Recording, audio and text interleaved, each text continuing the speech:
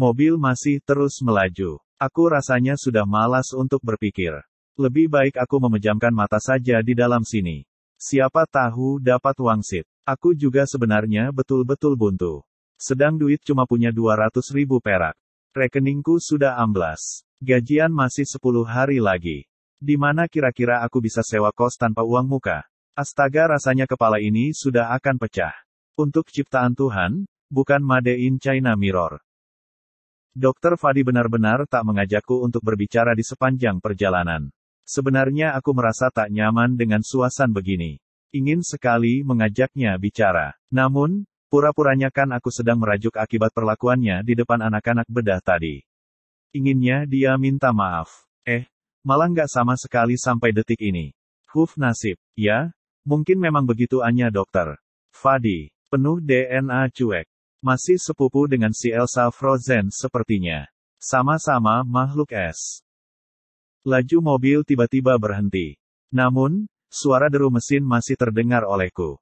Cepat-cepat aku membuka mata, melihat sudah sampai di mana kami sekarang. Ternyata di halaman parkir depan rumah sakit. Tampak mobil-mobil para pembesuk atau milik pasien rawat inap ramai memenuhi. Maklum, sekarang jam besuk dimulai dan akan berakhir pada pukul 19 malam. Kulihat langit sudah petang, sebentar lagi akan berganti malam. Sedangkan aku belum tahu jalan nasib ini harus dibawa kemana.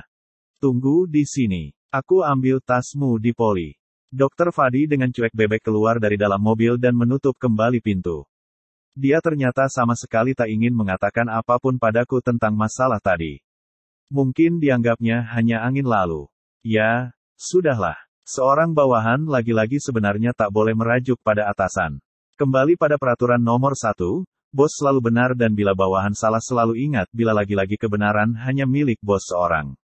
Ya, meskipun masalah tadi bukan masuk ranah pekerjaan. Napas dalam kutarik. Kusadari satu hal, ternyata jalan pikiran dokter Fadi lebih sulit buat ditebak ketimbang Mas Rauf si tukang selingkuh itu.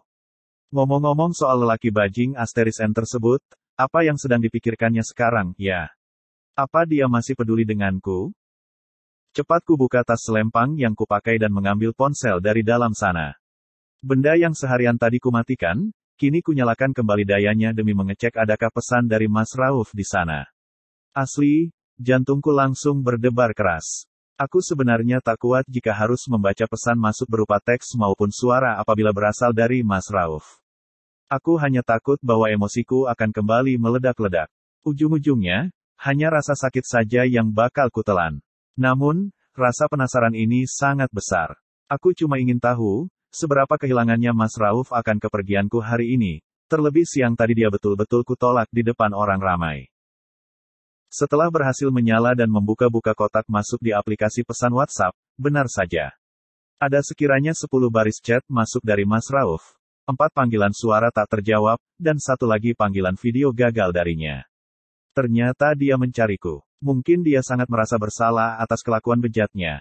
Atau, jangan-jangan beras di rumahnya sudah habis sehingga mencariku agar istrinya yang tolol ini mau membelikan. Najis. Kalau sampai ada pesan masuk yang isinya seperti itu, sungguh mati mulai detik ini nomornya akan kublokir saja sekalian. Sembari menahan napas dan deg-degan dalam dada, kubaca dalam hati deretan pesan dari lelaki tersebut. Mata ini benar-benar sempurna membelalak demi membaca kata per kata yang dia kirimkan dengan jeda waktu yang berbeda-beda. Ada yang dikirimkan pada pukul 9 pagi, pukul 15, pukul 16.15, dan 3 menit yang lalu. Riz, angkat teleponku. Kamu di mana? Tolong balas. Tega kamu mempermalukanku di depan umum, Riz. Kamu tinggalkan aku di halaman parkir dan kamu lebih memilih pergi dengan dokter itu. Apa kamu sebenarnya sudah berselingkuh dengannya, Riz? Aku tahu bahwa aku ini miskin. Namun, apa kamu lupa dengan segala kenangan masa lalu kita berdua? Awas saja jika ternyata kamulah yang lebih dulu berselingkuh dengan dokter itu. Aku tak segan untuk nekat melaporkan kalian ke direktur rumah sakit. Jangan anggap aku takut, Riz. Aku memang sudah bersalah, tapi kamu lebih bersalah lagi karena tak memberikanku kesempatan dan malah menunjukkan kelakuan burukmu padaku di depan orang-orang. Kenapa nomormu tidak aktif? Kamu kabur kemana kamu dengan dokter itu? Jangan kira aku tidak mampu untuk mencarimu, Riz. Pergi kemana kamu dengan laki-laki itu, Riz? Jawab pesanku. Sampai mati aku tidak bakal melepaskanmu. Ingat itu. Perempuan itu cuma pelampiasanku, Riz. Aku mohon maaf. Aku hilaf. Kita ulangi semua dari nol. Ingat pengorbananku dulu, Riz. Ayo, nyalakan ponselmu dan balas pesanku. Katakan kamu di mana sekarang? Jika memang kamu berselingkuh, aku akan memaafkannya dan kumohon kamu juga memaafkanku, Riz. Kita mulai semua dari awal. Kita bangun rumah tangga yang sakinah. Tolong aku, Riz. Aku tidak bisa hidup tanpamu. Riz, pulanglah. Aku mohon. Aku lebih baik mati saja kalau begini. Jangan pernah menyesal jika kabar kematianku viral. Marah, kesal, muak, dan takut. Semuanya bercampur jadi satu. Seketika aku menyalahkan takdir. Menghujat Tuhan yang membiarkan bapak jatuh sakit dan ibu lari dari kami. Semua gara-gara kemalangan tersebut. Jikalau hidup keluargaku baik-baik saja, maka tak akan aku terjerat utang budi dengan sosok Mas Rauf yang ternyata sangat egois, jahat, dan penuh pengkhianatan. Bisa-bisanya dia malah menuduh yang bukan-bukan padaku, padahal sudah jelas dia sendiri yang berselingkuh dengan perempuan murahan tersebut. Jika memang Mas Rauf harus mati, rasa bersalah sudah pasti ada di dalam hidupku. Aku sama sekali tak ingin jadi sebab berakhirnya nyawa seseorang, apalagi dia adalah suamiku sendiri. Namun, jika mengingat segala kesalahannya itu, rasanya aku betul-betul tak sanggup bila harus memaafkan dan kembali ke dalam neraka yang bernama rumah orang tuanya tersebut. Sambil bergetar di kedua tangan, aku memberanikan diri untuk membalas pesannya. Singkat saja, kuharap ini adalah kali terakhir kami untuk berkomunikasi. Kita sudah semua. Menikahlah dengan perempuan itu. Dia jauh lebih baik ketimbang perempuan yang kau tuduh berselingkuh dengan atasannya ini.